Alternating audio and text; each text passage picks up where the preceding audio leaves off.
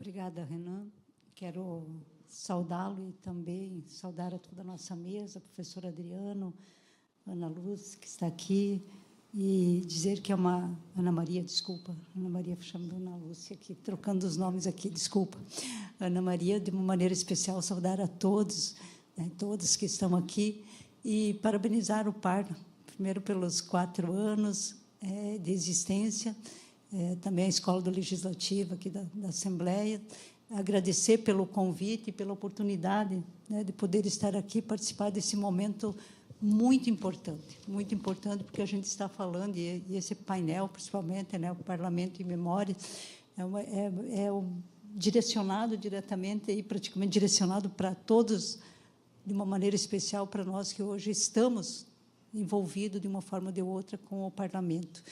Dizer para vocês que hoje é um momento, sim, especial, e até a gente se emociona um pouco no falar, porque é falar um pouco da história também, da vida da gente, da família, mas aqui tudo que foi contado, comentado até agora sobre a ditadura, lembrar que eu acredito que foi, claro que a ditadura, a Ana Maria coloca que vem desde 1946, mas a ditadura militar, que começou em 64 até 85, nós, 1964, 1985, falo que foi um dos tempos mais sombrios da história do nosso país.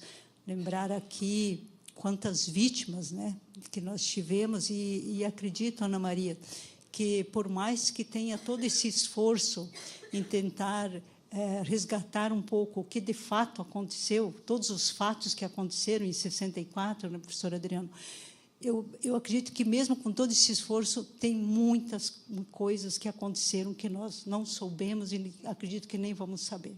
Eu olhava um pouco a história, quando a gente tenta buscar um pouco a história do que realmente aconteceu com o nosso país, se pegarmos vamos pegarmos assim um exemplo, a questão da mulher, o que aconteceu com as mulheres que foram presas, torturadas, quantas mulheres, um pouco a história dessas mulheres.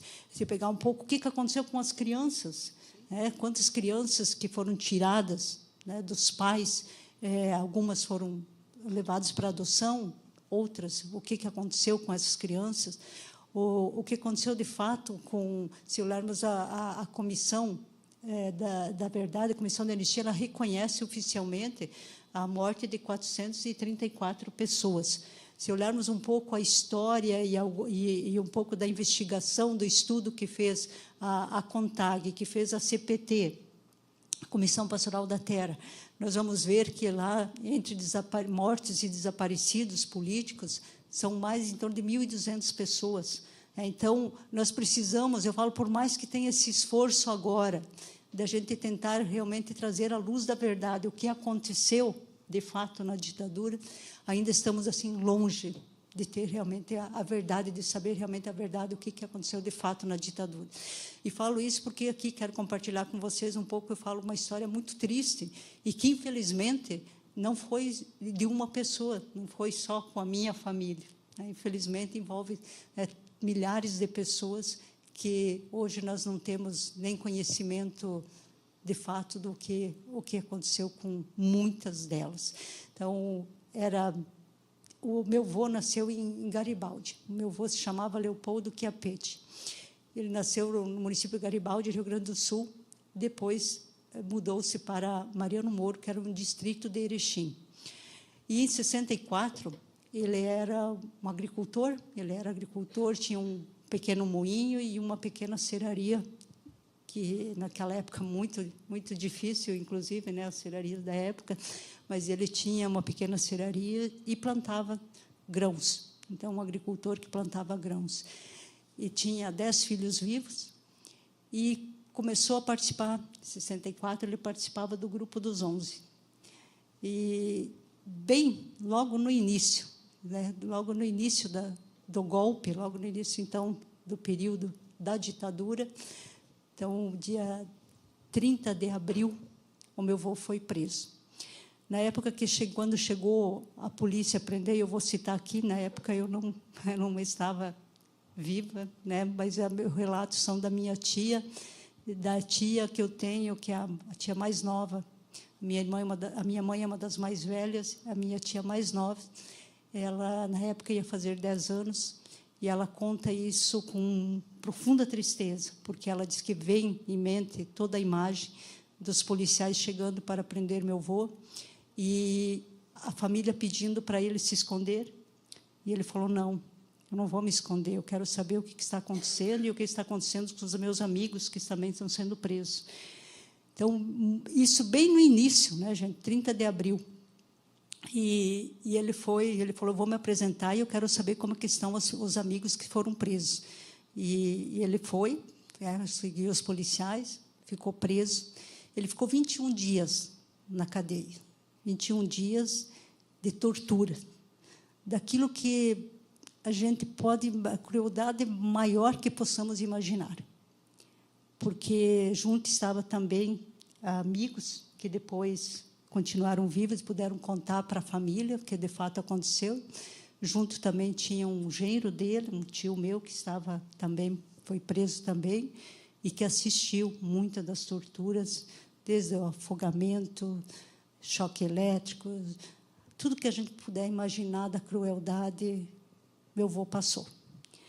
E ele saiu, quando estava com 21 dias, que estava na prisão, um médico que estava visitando os presos, ele viu que o meu avô estava muito mal, estava morrendo. E aí ele pediu licença para levar para o hospital. E foi concedida essa licença. Então, meu avô foi para o hospital, claro que ficavam os policiais na porta do hospital, e ele não conseguiu mais recuperar a sua saúde, mas ele, naquele momento, ele deu alta do hospital, ele foi para casa, ele continuava sendo um preso que eu acho que podemos considerar um preso domiciliar nesse momento.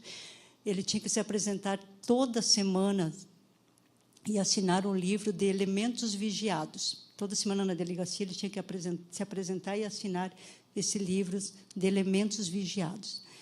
E, como ele não recuperou mais a sua saúde, a família foi, inclusive, gastando tudo o que tinha, né, dos bens que tinham, para poder tentar recuperar e salvar a vida dele, mas, no mês de maio de 65, ele veio a falecer. E, mesmo nesse período em que ele voltou, então, estava no hospital, quando faleceu, continuavam os policiais na porta do quarto do hospital, acompanhando.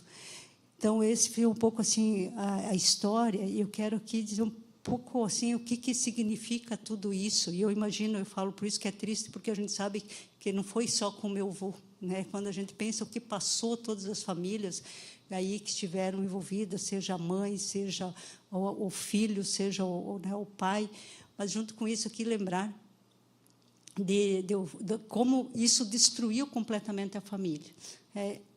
Durante anos, eu nasci em 65, depois que o meu avô faleceu em maio, eu nasci em setembro de 65. Eu passei anos da minha vida com a minha família não falando muito de política, não falava.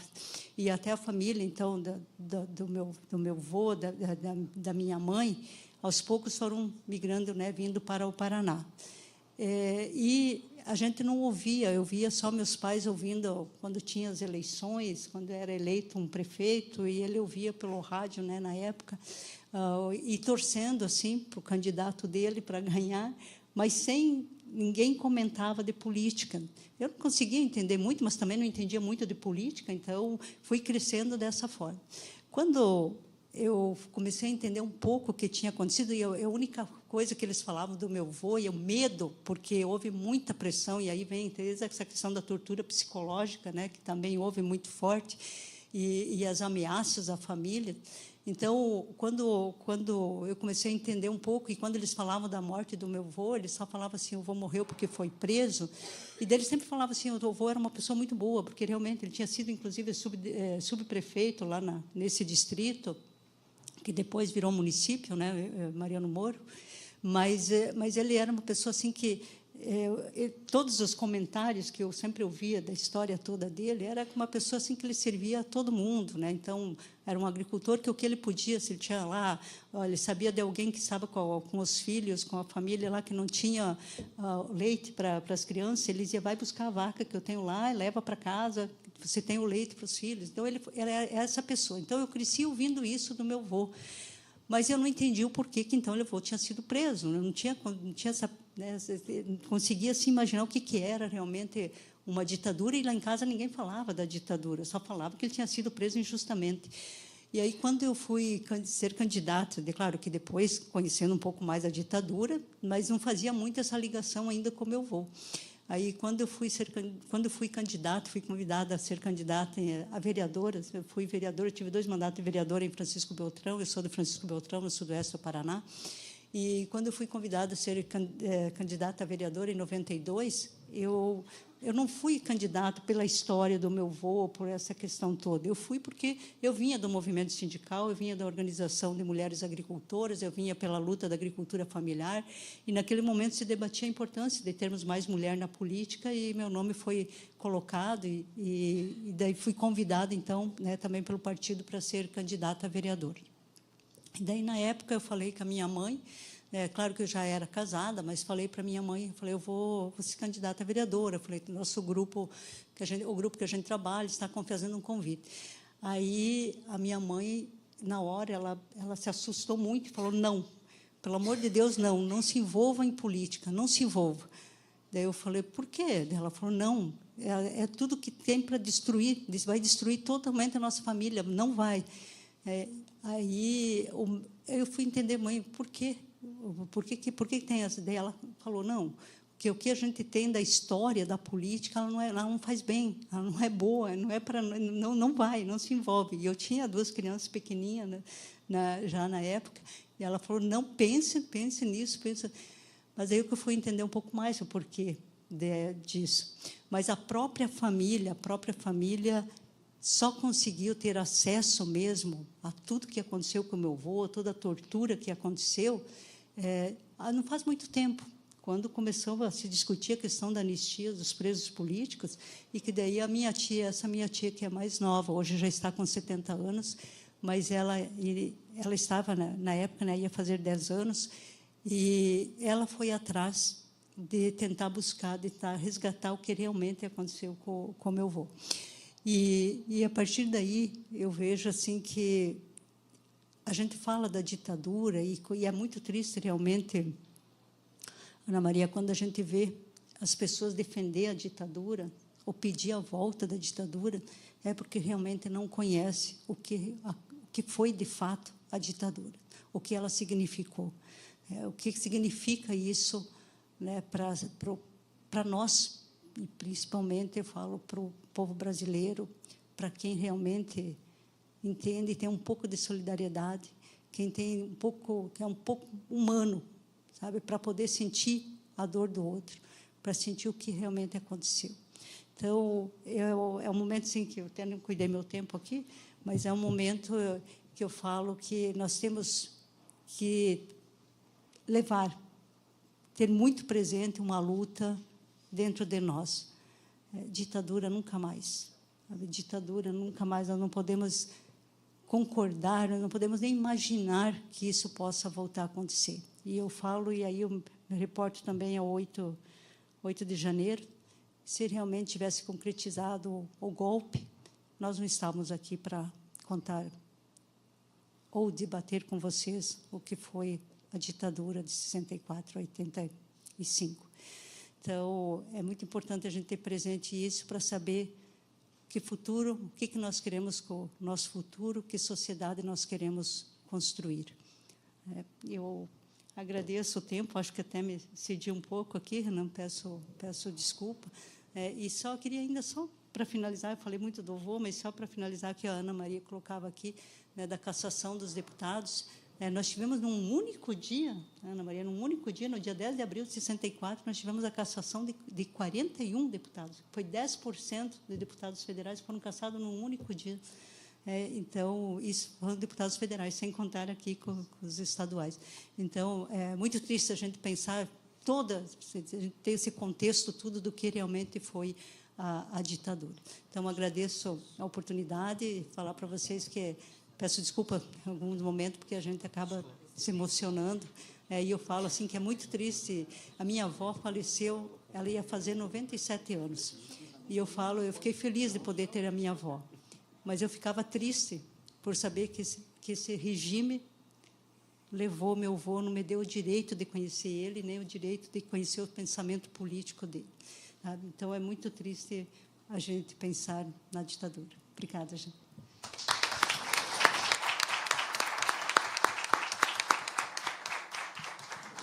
Muito obrigado, deputada.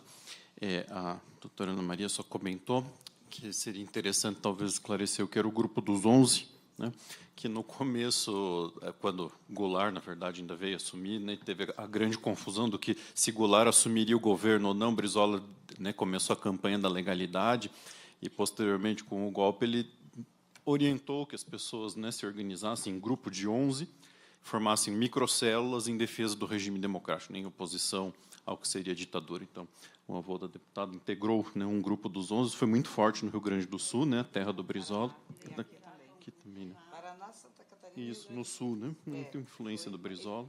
Ele tem ramificações em outros estados, mas o forte foi Francisco Beltrão, no Paraná, e Erechim,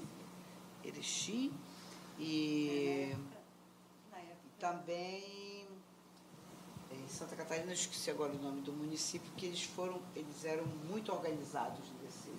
Na época ele morava em Mariano Moro, que era distrito de Erechim. Distrito Então, de Erechim. Ele era muito ligado ao Brizola, então, por isso que ele constituiu o Grupo dos 11, liderava o Grupo dos 11 lá do distrito, que depois se tornou município. Tem uma coisa, doutor, que é muito interessante. Tem uma coisa que é muito interessante, é que a ditadura ela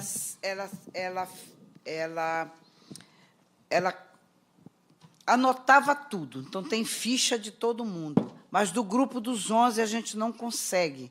Então, as provas para o Grupo dos 11, diferente do avô da deputada, as provas para o Grupo dos 11 elas são muito frágeis. São um colega que declarou para o outro, né? E que foi preso com o outro. Uma única prova mais contundente que eu já encontrei, eu tenho 17 anos de conselho, eu sou a decana, além de presidenta da comissão, eu sou a decana. Saí no período dos 4 anos do governo passado e retornei.